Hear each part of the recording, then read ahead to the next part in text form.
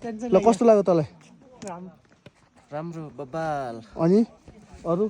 अरू त त्यस्तै हो यहाँ चाहिँ कस्तो मौसम कस्तो लाग्यो मौसम त राम्रै छ खाना कस्तो लाग्यो खाना त अब बेठिक कि ठिक भेजहरूलाई ठिकै हो शाकाहारीहरूलाई चाहिँ गाह्रो छ ल ल ल ल ल अनि तँलाई चाहिँ कस्तो लाग्यो रे केटा एकदम रमाइलो छ हो वातावरण त्यस्तै यहाँको हिँडाइहरू यताउति भनेपछि यहाँ जन्मियो भने गोरो हुँदो रहेछ भन्नु खोजेको त्यही हो होइन त्यही हो अरू त के होइन भन्नु खोजेको त्यही हो कस्तो लाग्यो त मलाई त एकदम हामी स्वर्गको के अरे ए स्वर्ग जस्तो लाग्यो स्वर्गको होइन स्वर्ग जान्छ? जस्तो लाग्यो। किनभने नेचुरल सबै छ होइन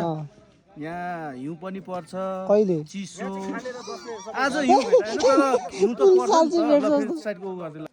के हान्दिनु त कस्तो लाग्यो त तपाईँलाई यो अब ताप्लेजुङ पाथिभरा ठुलो पाथिभरा होइन ताप्लेजुङ यी